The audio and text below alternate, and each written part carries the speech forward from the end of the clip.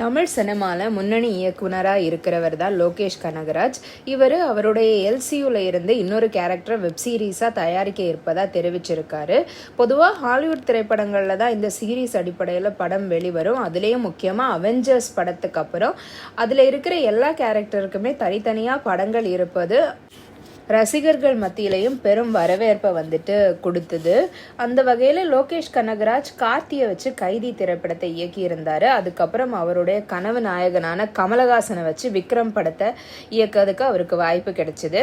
ஆனால் இந்த படத்தின் வெளியீட்டிற்கு முதல் நாளே கைதி படம் பார்த்துட்டு வாங்க அப்படின்ட்டுன்னு ஒரு அறிவிக்கையும் விட்டிருந்தாரு. அது எல்லாரையும் ஆச்சரியப்படுத்துச்சு.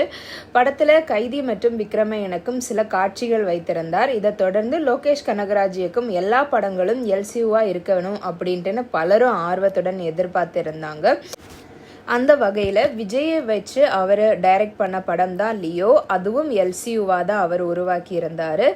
கைதி படத்தில் போலீஸ் ஆஃபீஸராக வர நெப்போலியன், கிளைமேக்ஸ் காட்சியில் வரும் கமலஹாசனோட குரல், இடையில் வரும் கைதி பட டில்லியின் குரல் என ரசிகர்களுக்கு ஏமாற்றம் கொடுக்காம எல்சியூவாவே காட்டியிருந்தார்.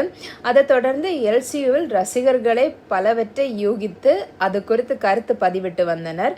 தற்போது ரஜினியின் கூலி படத்தை முடித்துவிட்டு கைதி 2ஆம் பாகத்தை லோகேஷ் கனகராஜ் இயக்க இருக்கிறார்.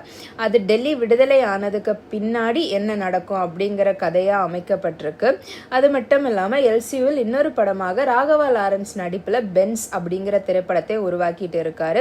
இந்த திரைப்படத்தில் அவருக்கு வில்லனா நிவின் பாலி நடிச்சிருக்கிறாரு. இந்நிலையில் விக்ரம் படத்தின் ஆச்சரிய என்ட்ரியாக கிளைமேக்ஸில் கலக்கியது ஏஜென்ட் டீனா கேரக்டர். தற்போது அந்த கேரக்டர் இன்னொரு இயக்குனரை வச்சு வெப் சீரிஸா டைரக்ட் பண்ண லோகேஷ் கனகராஜ் முடிவெடுத்திருக்காரு. அதுதான் இப்போ சமந்தா பண்ண போறதா நியூஸ் வந்திருக்கு.